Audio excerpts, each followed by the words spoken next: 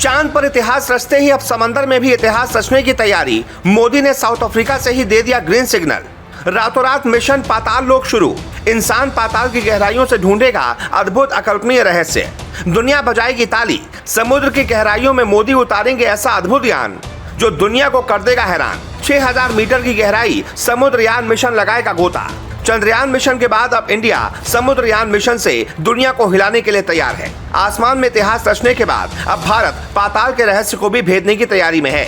चंद्रमा पर विक्रम लैंडर के लैंड करते ही ऐसा अद्भुत इतिहास बनाया हिंदुस्तान ने कि दुनिया के बड़े बड़े देश दांतों तले उंगलियां दबाने पर मजबूर हो गए। चांद पर झंडा होना और झंडे में चांद होना, दुनिया के कई देशों को इसका फर्क समझ में आ गया। आजादी के अमृत महोत्सव के बीच चांद पर भारत का तिरंगा शान से लहरा रहा है। दुनिया में सबसे पहले चांद के दक्षिण ध्रुव पर पहुंचने का कीर्तिमान स्थापित कर दिया है। लेकिन भारत के वैज्ञानिक सिर्फ चांद तक ही नहीं रुकने वाले। उन्होंने अब ऐसे मिशन पर तेजी से काम करना शुरू कर दिया है जिसके लिए दुनिया के बड़े बड़े और हर चीज में अव्वल रहने वाले देश भी अभी तक उससे पार नहीं हो पाए। ये मिशन वैज्ञानिकों के लिए मौत के मुंह में जाकर पूरा करने जैसा है।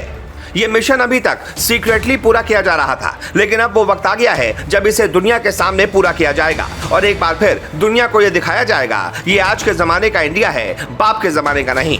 अब अपना इंडिया समुद्र की गहराइयों में गोते लगाने की प्लानिंग कर रहा है। हम बात कर रहे हैं समुद्रयान मिशन की। इसके लिए भारत के पृथ्वी विज्ञान मंत्री किरण रिजिजू ने 3 अगस्त को राज्यसभा में बताया था कि समुद्रयान प्रोजेक्ट के अंतर्गत पनडुब्बी एक सबमर्सिबल वाहन में 3 इंसानों को समुद्र की 6000 मीटर की गहराई तक ले जाएगी।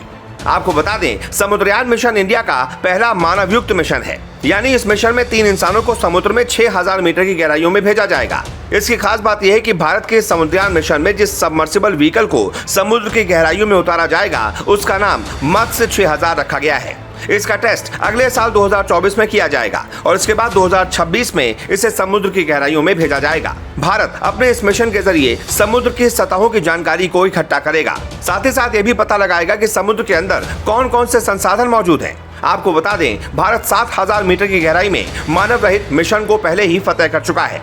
लेकिन यह पहली बार होगा जब समुद्रयान मिशन में 3 इंसानों को 6000 मीटर की गहराई में भेजा जाएगा। खबर तो यह भी है कि इस मिशन से केंद्र की ब्लू इकोनॉमी पॉलिसी को सपोर्ट मिलेगा।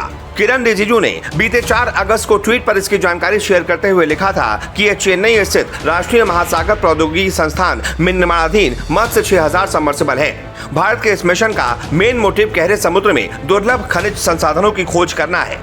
मत्स्य 6000 को पृथ्वी विज्ञान मंत्रालय के तहत राष्ट्रीय समुद्र प्रौद्योगिकी संस्थान NIOT चेन्नई द्वारा तैयार किया जा रहा है। इसमें इंसानों की सुरक्षा के लिए इसकी क्षमता सामान्य स्थितियों में 12 घंटे तक और आपात स्थिति में 96 घंटे तक सुरक्षा करती रहेगी। ये भारत का पहला और सबसे अनोखा मानवयुक्त समुद्री मिशन है जो कि 6000 करोड़ रुपए के डीप ओशन मिशन का हिस्सा है।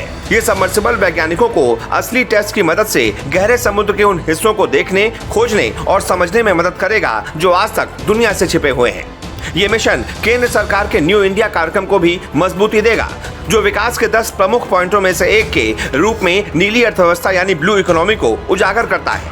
हैरान कर देने वाली जानकारी यह है कि भारत के पास 7517 किलोमीटर की लंबी तटरेखा है जो कि समुद्र को छूती है।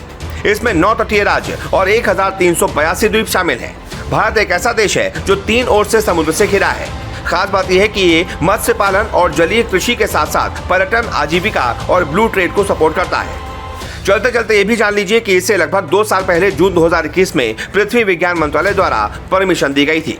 इसका मुख्य उद्देश्य समुद्र के अंदर मौजूद संसाधनों को खोजना, महासागरीय संसाधनों को सतत उपयोग के लिए गहरे समुद्र की प्रौद्योगिकियों का विकास करने के साथ साथ भारत सरकार की नीली अर्थव्यवस्था संबंधी पहलों का राष्ट्रीय स्तर पर बढ़ावा देना है।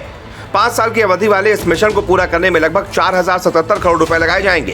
केंद्रीय राज्य मंत्री जितेंद्र सिंह ने 29 अक्टूबर 2021 को समुद्रयान मिशन को लॉन्च किया था। इस मिशन के लॉन्च के साथ ही भारत ने अमेरिका, रूस, फ्रांस, जापान और चीन जैसे देशों के क्लब में एंट्री कर ली। भारत से पहले इन सभी देशों के पास समुद्र के अंदर गतिविधियों को पूरा करने और उन्हें अंजाम देने की बेहतरीन तकनीक और वाहन है। लेकिन अब बहुत जल्द इंडिया भी ऐसा करने वाला देश बन जाएगा। इस पर आपका क्या क्या कहना है, कमेंट करके जरूर बताएं।